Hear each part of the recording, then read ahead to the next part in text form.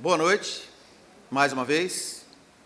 Nós, nesta noite de domingo, nós vamos trazer para você que está aqui conosco na igreja, nós queremos agradecer mais uma vez, um assunto que talvez não seja pertinente a você, mas guarde ele, preste atenção, para que pode ser que você vai ter que abrir uma conversa, ou possivelmente uma discussão num bom sentido, sobre esse assunto, porque é um tema que avança. É a questão da bigamia e da poligamia. Parece estranho, mas está sendo semeado no nosso país e está sendo semeado em algumas igrejas com algumas distorções bíblicas, para poder convencer alguns de que, fato, este procedimento conjugal é bíblico. Nós vamos, se o Senhor nos permitir, num breve tempo desta noite, para que possa permitir os irmãos depois viajar com mais folga, acelerar este assunto, mas gostaria que todos prestassem atenção. Nós vamos basear única e exclusivamente nas verdades da palavra de Deus. Amém? Independente desse tema ser elaborado nas escolas, no meio jurídico da lei dos homens, nas universidades teológicas, nas reuniões das ideologias, a Bíblia tem a dizer com clareza, embora na história das civilizações, também na história das religiões, e no mundo afora de épocas milenares das civilizações, foi sempre um costume esta união plural entre os homens, geralmente de união de patriarcado, onde o homem se distribui com várias mulheres. Alguns lugares, quando a lei não permite, como aconteceu no Brasil, e sempre aconteceu, desde o Império do Brasil, foi o motivo de surgir no nosso país, um país miscigenado, um país mestiço, porque geralmente o senhor do engenho ou o senhor da fazenda, na senzala, ele tinha uma mulher na casa grande, uma branca, e na senzala ele tinha as escravas. Também é uma união, com vista grossa de todas as autoridades, é uma união plural. Em alguns países e nas civilizações, isso sempre foi liberado. Graças a Deus, não faz parte da nossa cultura, mas já existem trabalhos para que esta cultura, principalmente de origem islâmica, porque o islamismo é coisa nova, alguns acham que é antes de Cristo, não é. O islamismo começou no século VII, os maometanos, seguidores de Maomé, e hoje o Islã, uma das maiores seitas religiões do mundo, prega abertamente, pela leitura do Alcorão, essa prática poligâmica. Não foi assim que o nosso Senhor Jesus nos ensinou, embora no Velho Testamento o Senhor permitiu, e é isso que nós vamos falar com você hoje. Então, essa união conjugal múltipla não é opção válida na igreja do Senhor. E digo aos irmãos, com muita dor, alguns membros de algumas igrejas foram convencidos por essa heresia. De fato, é um absurdo, mas convence alguns. O nosso cuidado é cumprir a vontade de Deus na sua verdade exclusiva, sem distorções humanas, e dar o bom testemunho para os que estão de fora. Isso deve ser muito considerado, como está escrito em 1 Timóteo 3 e 7. Leia na transparência ou na sua Bíblia. Convém que também que tenham bom testemunho dos que estão de fora, para que não caiam na afronta e no laço do diabo. Amém, irmãos?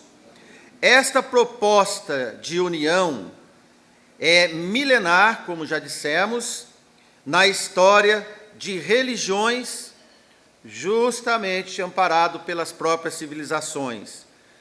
Esse costume é unânime entre os pagãos primitivos. Se não houver um núcleo único familiar, homem e mulher, não encontramos na graça de Deus, nosso Senhor Jesus, uma opção que Deus possa compartilhar nas suas bênçãos. Culturas típicas de cada lugar fomentam seus costumes na religião para o exercício de suas uniões. O Estado pode ser apenas um concordante passivo ou um regulador de opções conjugais. No entanto, os que procuram a vontade de Deus submetem ao que Deus propôs para o homem e mulher desde o início, desde o primeiro casal, na sua mais alta sujeição contínua. No nosso país, Brasil, a bigamia é um crime no Estado brasileiro, segundo o artigo 235 do Código Penal.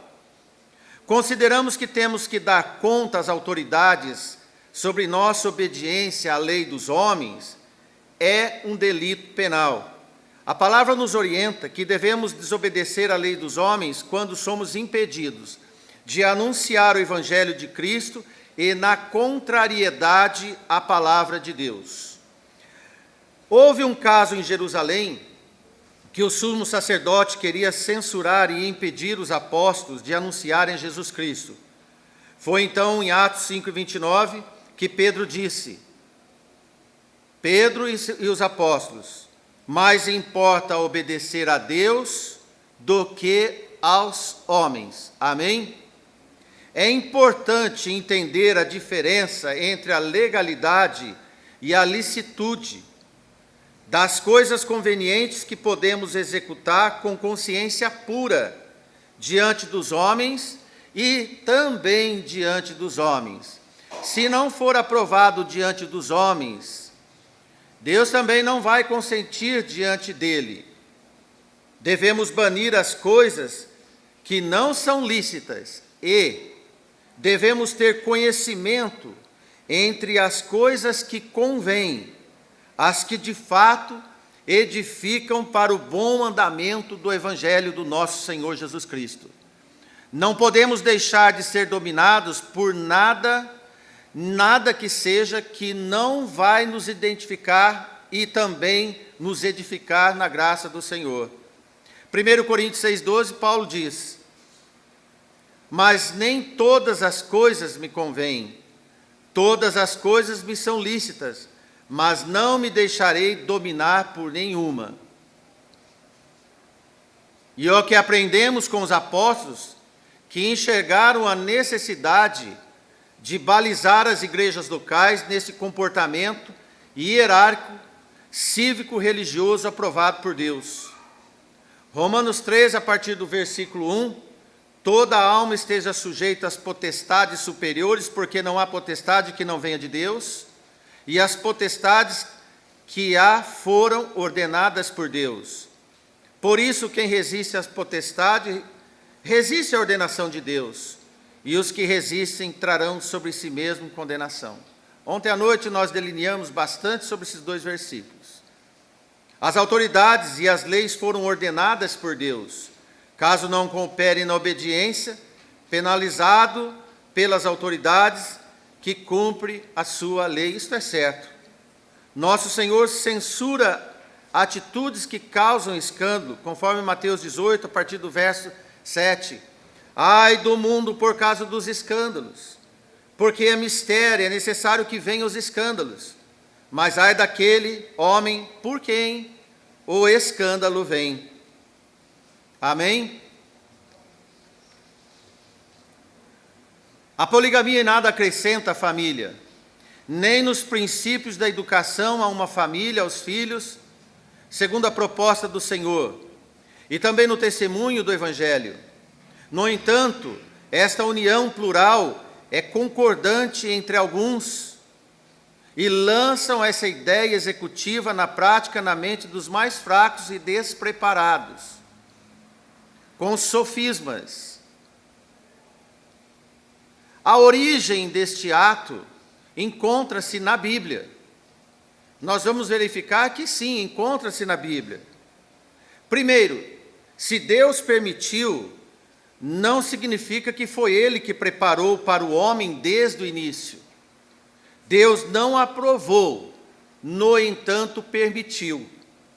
É importante lembrar que certas coisas permitidas por Deus não são as melhores para os homens. Tome o exemplo quando Jesus foi pressionado para marcar posição sobre o divórcio, que é um pecado. Em Mateus 19, versículo 8, disse Jesus: Moisés, por causa da dureza dos vossos corações, vos permitiu repudiar vossas mulheres, mas no princípio não foi assim. Assim também a união plural, porque alguns tornam jurisprudência teológica sobre os erros cometidos pelos homens, permitido por Deus pela dureza do coração, é certeza que não terá boas consequências, ainda que tolerados. Tudo, meu irmão, minha irmã, que não nasceu da vontade de Deus, nunca será um caminho excelente, ainda que ele consinta. Certamente vai acionar o lado de Lameque. Você vai conhecer esse homem, o primeiro bígamo.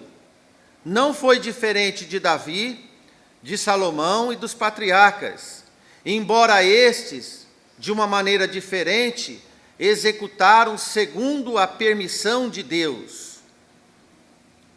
Mas, entanto, nós sabemos que houve histórias desastrosas por esta opção.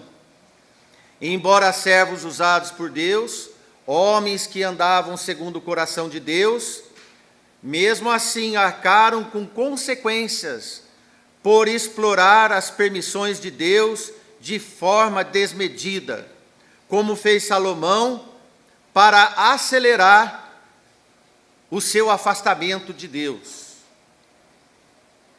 O tanto de mulheres que ele teve foi o tanto que ele se afastou de Deus. O certo é que Deus criou o homem para servi-lo em espírito e em santidade. Irmão, sinceramente eu não consigo entender e nem conceber que esta atitude e santidade pode combinar aos olhos de Deus, na luz das Escrituras. Assim devemos encontrar nas coisas espirituais as mais nobres informações de Deus, crescer nas coisas que agradam a Deus e não nos instintos naturais do homem. Assim devemos encontrar a vontade do Senhor em nós. Devemos sim desenvolver entre nós a vontade e a aprovação que Deus teve no primeiro casal, Adão e Eva. No princípio, Deus criou uma ajudadora, idônea. Gênesis 2:18. E disse o Senhor Deus: não é bom que o homem esteja só. Far-lhe-ei uma ajudadora idônea para ele. Dos 12 pares de costelas que nós temos no tórax, só lhe foi dado uma única mulher. Deus não usou várias costelas para ter várias mulheres, ou de uma costela várias mulheres. O Senhor não fez para Adão mais do que uma única mulher. Deus deu a primeira e única medida inicial ao homem. Tudo perfeito, segundo os propósitos de Deus. Apenas uma companheira fiel e idônea. O suficiente, a medida cabida ao homem. Mas o homem nunca se contenta com as medidas excelentes de Deus. O primeiro relacionamento plural foi de um homem chamado Lameque, o bígamo homem da 5ª geração de Caim. Sim, o Caim que foi lançado da face do jardim da face da terra no lado oriental do Éden, e ele andava escondido de Deus. Nada de interessante, de substancial, ele tinha para ensinar e passar aos seus descendentes. Então Lameque tomou 2 mulheres, Ada e Zilá. Para conhecer melhor esse homem, ele era um homem temperamental e desequilibrado. Matou 2 homens, um apenas porque lhe esbarrou nele, ou pisou no seu calcanhar. Desde seu ascendente, Caim, as gerações estavam longe da face de Deus, isto é, sem princípio algum, acompanhando as gerações nos ensinos de Deus. Não fizeram isso. Este foi o primeiro polígamo que aparece na Bíblia, sem os princípios de Deus, e eis a sentença que Deus deu a ele, em Gênesis 4:24. Porque 7 vezes Caim será castigado, mas Lameque 70 vezes 7. Depois de Lameque, Abel ainda teve um filho com Eva, chamado Sete. No que está escrito, Sete foi monogâmico. Gênesis 4:26 diz que a Sete também nasceu um filho, e chamou o seu nome Enos. Então se começou a invocar o nome do Senhor. 5:3 de Gênesis, e Adão viveu 130 anos, e gerou um filho, à sua semelhança, conforme a sua imagem, e pôs-lhe o nome de Sete. Observe que as atitudes são acompanhadas do que cada um tem no coração. Guarde isso. Todas as atitudes do homem é acompanhado do que ele tem no seu coração, na sua imaginação. Atitudes distintas entre Sete e Lameque. Distintas atitudes dos que servem ao Senhor e dos que servem seus instintos naturais. Gênesis 2:23 diz: E disse Adão: Esta é agora ossos dos meus ossos, carne da minha carne. Essa será chamada mulher, porquanto do homem foi tomada. Portanto deixará o homem seu pai e sua mãe, e apegar-se-á à sua mulher, e ambos serão uma só carne. O comentário de Adão sobre sua única mulher Eva foi confirmado por Jesus na provação dos judeus quanto ao divórcio. Imagine que atravessou desde os primórdios todo o Velho Testamento até chegar em nosso Senhor Jesus Cristo. Nesse intervalo muitas coisas aconteceram, até o excesso de poligamia. Mas veja o que foi que aconteceu. Aqui encontramos o formato do casal novamente, instituído por Deus, seguido por Jesus, seu Filho. Mateus 19, versículo 4, diz assim: Ele, porém, respondendo, disse-lhes: Não tendes lido que aquele que os fez no princípio, macho e fêmea os fez? E disse, portanto, deixará o homem pai e mãe, e se unirá à sua mulher, e serão 2, não múltiplos de 2, numa só carne. Irmãos, Jesus repetiu as mesmas palavras de Gênesis.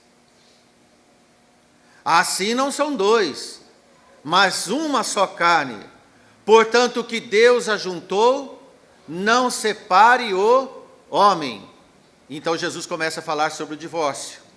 Se a atitude de Lameque, imagine isso, fosse criada e aprovada pelo Senhor, não teria Jesus lembrado da atitude desse bígamo? Que ele estava entre Adão e Eva, e Caim e Abel, entre esses, e depois entre Sete. Lameque estava no intervalo desses. Ora só, irmãos, Adão e Eva permaneceram fiéis ao plano original de Deus, para exemplo da humanidade, dentro e fora do jardim, antes da queda e após queda, Adão e Eva continuaram juntos numa só carne. Amém? O pecado inicial, as coisas externas que aconteceram com Adão e toda a sua família, um irmão matando o outro, a vida fora do jardim, ter que trabalhar, o fardo do trabalho, das dificuldades, não abalaram a monogamia divina de Adão e Eva. Creio ser uma mensagem importante para quem quer informação sobre a vontade de Deus. A mesma graça que Deus quis no jardim, no primeiro casal, foi tão forte que fora do jardim permaneceram numa só carne, ainda que seus futuros descendentes optaram diante dos seus olhos pela natureza e imaginação do seu coração. Observe que o efeito Lameque, herdado de Caim, prevaleceu nos dias de Noé, por exemplo. Foi um dos motivos da evolução e da decadência moral que provocou o dilúvio. A imaginação do homem e seus pensamentos de coração foram má continuamente. Gênesis 6 e 5. Assim como o divórcio foi concedido por Moisés pela dureza do coração, a união plural iniciada pelo homem no estado longe de Deus, também, fora do Éden, escondidos da face de Deus por 5 gerações de Caim. Daí para frente, desenhou uma estrutura de relacionamento plural entre homens e mulheres e suas devidas consequências. Assim anda o mundo. Avançou por muito tempo, até que o nosso Senhor Jesus Cristo trouxe um resgate aos homens, a mesma luz que iluminou o jardim do início, as famílias cristãs do Senhor. Similar onde habitou Adão e Eva. Assim como Jesus organizou a sua igreja, o modelo de família foi reeditada por Jesus aos moldes de Adão, Jesus o segundo Adão agora em espírito. Adão em carne teve uma mulher, Jesus em espírito pregou a sua igreja e as novas famílias aos moldes de Adão, como o Senhor tinha ensinado. Jesus veio com amor exclusivo por uma única igreja verdadeira. O homem assume a sua mulher como única, como vaso mais fraco, como diz a palavra de Deus. Na primeira carta aos Coríntios, capítulo 7, Paulo comenta sobre o casamento. Versículo 11. Se porém se apartar, fique sem casar, ou que se reconcilie com o marido, e o que o marido não deixe a mulher. Além desses versículos, irmãos, é interessante te chamar para comentar o dito de Paulo sobre o compromisso de apenas uma união. Mas o que é casado, cuida das coisas desse mundo. E em como há de agradar a mulher, não as mulheres. 1 Coríntios 7, 33. Homem casado tem que agradar sua mulher. Na segunda carta de Paulo aos irmãos, também agora na igreja de Éfeso, o apóstolo relaciona o amor de Cristo com a igreja e o amor do esposo com a esposa. É um assunto a respeito de Cristo, a igreja, e o casamento com uma única mulher. Veja Efésios 5 e 31, confira na sua Bíblia. Por isso deixará o seu pai, o homem, e sua mãe, e se unirá à sua mulher, e serão 2 numa só carne. Grande é esse mistério, diz o apóstolo. Digo, porém, a respeito de Cristo e a igreja. Assim também vós, cada um em particular, ame a sua própria mulher, como a si mesmo, e a mulher reverencie o marido. Talvez fica difícil dos homens modernos entender, mas no decorrer e desenvolver da pregação nós vamos ver essas palavras: reverencie o marido, vaso mais fraco. A natureza humana, irmãos, sem disciplina, ela é carnal, de natureza do homem e acelera o comportamento encontrado entre as espécies irracionais, descendo da cadeia dos mamíferos aos mais inferiores meios de reprodução da natureza. Preste muito atenção nisso, e se você curiositar o que significa que o irmão Márcio está passando para você agora, leia atentamente Romanos capítulo 1, e vê como que a natureza do homem se desenvolveu pela sua própria imaginação de pensamentos. Mas Cristo, meus irmãos, anulou esse efeito Lameque, herdado pelas civilizações pagãs, contínuas, inclusive nos israelitas tolerados por Deus. Alguns ainda querem imaginar por que Deus permitiu a poligamia no Velho Testamento. Há alguns fatores, irmãos, que inclusive podem ser considerados, porque essa é uma pergunta pertinente que muitos podem te fazer.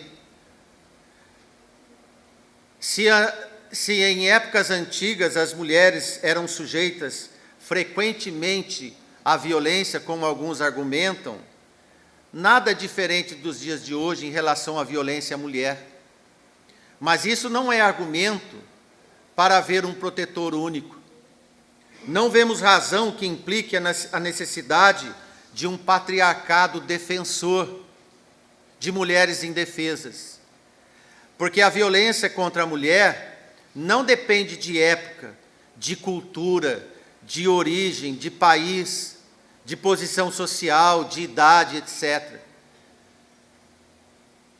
Tira de frente esses argumentos sociais. Todas sofrem, todas sofreram, em qualquer lugar do mundo, em qualquer época. Certo? A mulher sofre hoje? Sim. Com mais que o homem se evolua. Mas, no entanto, meus irmãos, homens de Deus, homens convertidos, como nós lemos aqui Paulo e Jesus falar, ele tem a obrigação de proteger toda e qualquer mulher, como Cristo protegeu a mulher em adultério. A lei mandava apedrejar, mas Jesus ensinou um outro caminho: vai-te, não peques mais. Por mais que estabeleça leis protetivas, nada avança. No Brasil, por exemplo, tem a Lei Maria da Penha. Para muitos, apesar de cadeia e tudo mais, ela é ridicularizada. Nós temos irmãos advogados aqui, eles podem te dar estatística se a violência diminuiu ou aumentou em relação à mulher e as leis que o homem põe. Porque enquanto o homem não tiver Deus, ele vai ser violento quanto o lado mais fraco, digo da parte morfológica e emocional. Porque a violência no coração do homem está acima das leis. A natureza animalesca do homem, do mundo corrompido, ela é instintiva. Quando a palavra diz de vaso mais fraco, parece que soa como um machismo bíblico. Muito pelo contrário. As pessoas detestam, sem entender, que os escritos sagrados inibem essa natureza violenta do homem, de posse, de possessão, porque todos nós somos de Cristo. Amém? E o lar é de Cristo. O homem de Deus deve proteger a sua mulher, como Cristo protege a sua igreja. Pedro diz na sua primeira carta 3:7, igualmente vós maridos coabitai com elas com entendimento, dando honra à mulher, como vaso mais fraco, como sendo vós seus co-herdeiros da graça, da vida, para que não seja impedida as vossas orações. Amém? Justamente onde as mulheres são submetidas a casamentos plurais, elas são mais humilhadas e objetivadas debaixo de um regime de patriarcado humano, não de Deus. Coisificam a mulher e não dão honra à mulher. Estas sociedades amparadas por força religiosa politeísta subjetivam a mulher no meio politeísta e poligamista. Subjetivam a mulher como uma moeda de troca quando solteira e casada é propriedade de patriarcado. Você quer viver nesses lugares? Quer levar suas filhas para lá? Pois então aqueles que defendem, que acham isso é útil, qual seria a resposta? Esta humilhação da menina desde o nascimento até a morte não tem respaldo na palavra de Deus, em nenhum lugar. Não encontramos em nenhum outro lugar um abrigo tão nobre para a mulher como no exercício das Sagradas Escrituras. Amém, irmãs? Ao ponto de comparar sem entrave algum o amor devido o homem à mulher como Cristo à igreja. O amor doador, o amor sofredor, o amor de Deus, o amor de Cristo. Vós, marido, amai vossas mulheres, como também Cristo amou a igreja e a si mesmo se entregou por ela. Efésios 5:25. Marido, homem de Deus, se entrega à mulher como Cristo se entregou à igreja. Nessas uniões plurais, a mulher que se entrega ao marido. Na união que Deus instituiu, o homem se entrega à mulher. Amém, irmãos? Amém. Neste ambiente cristão e verdadeiro, as mulheres não necessitam de um tutor, protetor sobre um guarda-chuva masculino para abrigar várias delas. A mulher solteira encontrará abrigo no Senhor, servindo ao Senhor. Não há conexão que a obrigue a casar para ser protegida. Inclusive, a Bíblia não obriga a mulher a casar. Nesses lugares, onde essa união poligâmica é permitida, a mulher é obrigada, constrangida a ser de alguém. As mulheres de Cristo, meus irmãos, elas são primeiramente de Cristo, para depois pensar em casar. Amém? Amém. Porque quem protege é o Senhor. E o Senhor delibera o homem para cuidar da mulher e viverá para a obra do Senhor. Quando Paulo orienta Timóteo sobre as mulheres viúvas, ele tem uma certa preocupação com as viúvas. Com as viúvas novas, por exemplo, ele alerta que a opção do casamento tem prioridades definidas no homem. Vou te explicar, 1 Coríntios 7,34. E Paulo diz a diferença entre a mulher casada e a virgem. A solteira cuida das coisas do Senhor para ser santa, tanto no corpo quanto no espírito. Porém, a casada cuida das coisas do mundo e como há de agradar o marido. Certo? Paulo não fala em medida protetiva para a mulher aqui. Ele não fala em medida protetiva para a mulher contra a violência, e sim do que ela pode optar na sua vida por casar ou permanecer solteira. A mulher cristã não é obrigada a nada, mas a mulher de outras religiões e costumes, ela é obrigada. Queira ou não, esta falácia da necessidade de proteção é pretexto humano. Quem protege é o Senhor, casada ou solteira, quem guarda é o Senhor. Amém? Amém? Ainda que Paulo diz que para a obra do Senhor a solteira é mais útil. Mesmo quando Deus permitiu a poligamia, a Bíblia ainda apresenta a monogamia como um plano que mais se conforma no plano ideal de Deus para o casamento desde o primeiro casal.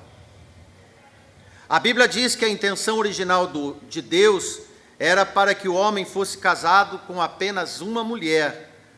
Leio novamente Gênesis 2:24, portanto deixará o homem seu pai e sua mãe e apegar-se-á à sua mulher, não mulheres, e serão ambos numa só carne e não várias carnes.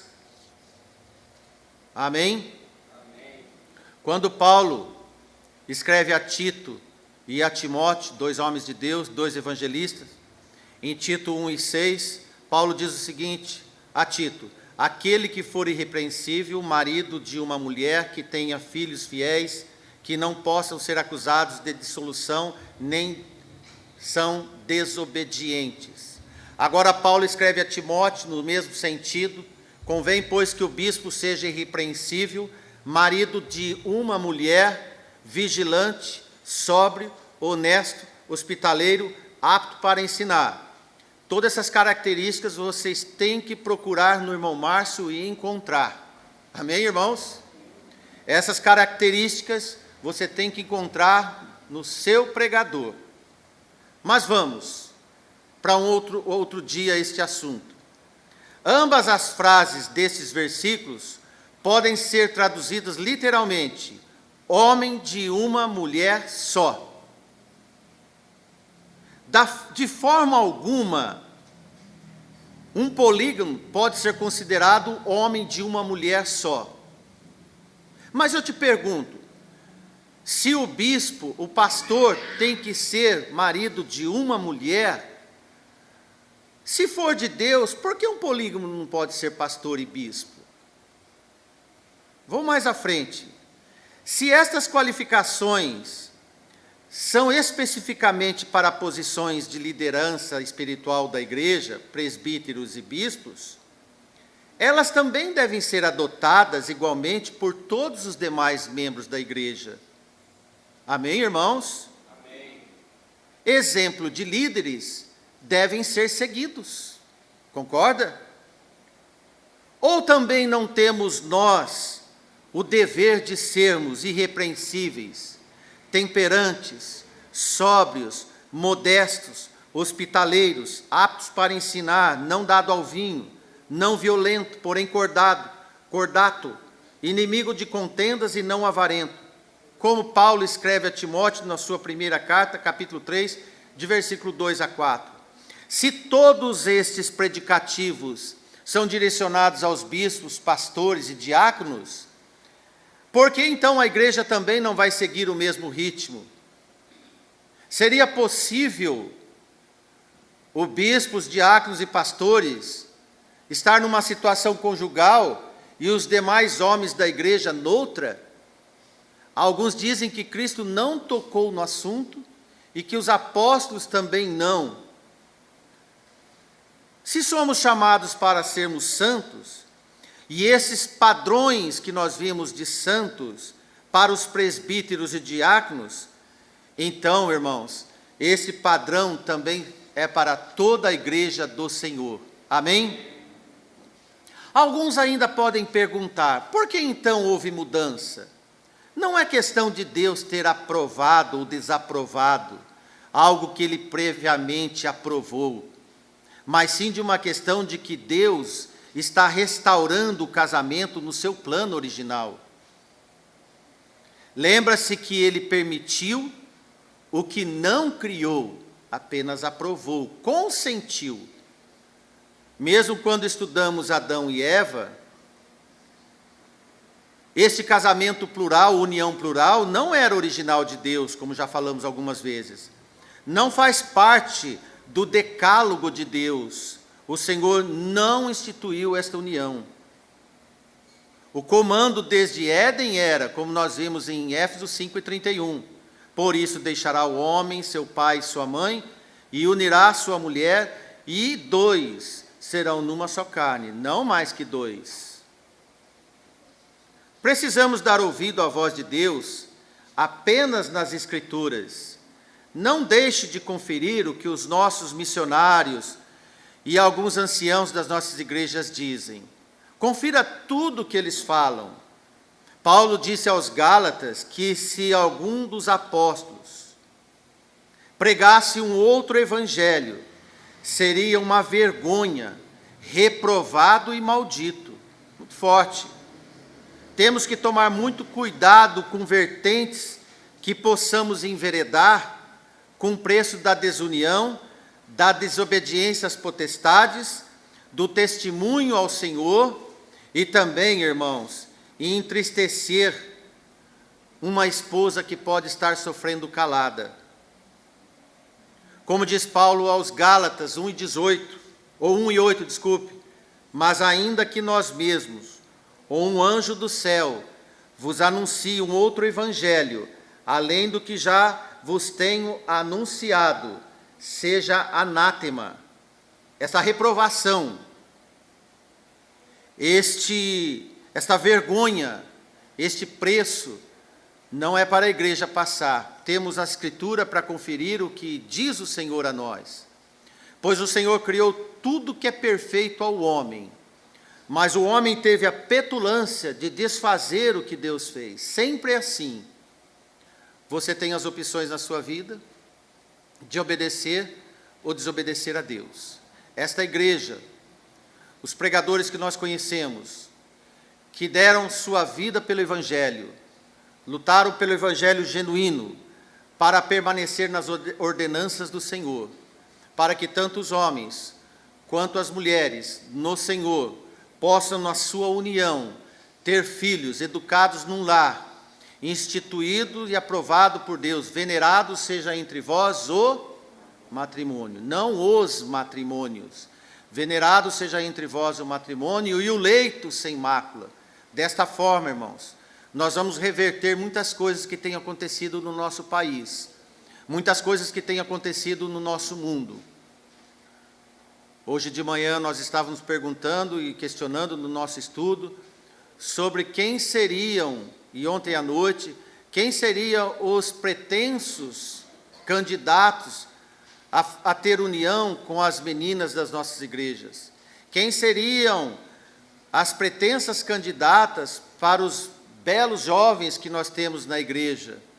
Irmãos, se nós não constituirmos um corpo em Cristo, nós vamos desfazer os propósitos e a obra maravilhosa que Deus tem para você, meu jovem. Tem para você, meu irmão. Que Deus nos abençoe, uma boa noite de descanso, que a paz do Senhor reine e a instrução do Senhor reine também, e o seu amor seja todos nós. Amém. Obrigado, irmãos.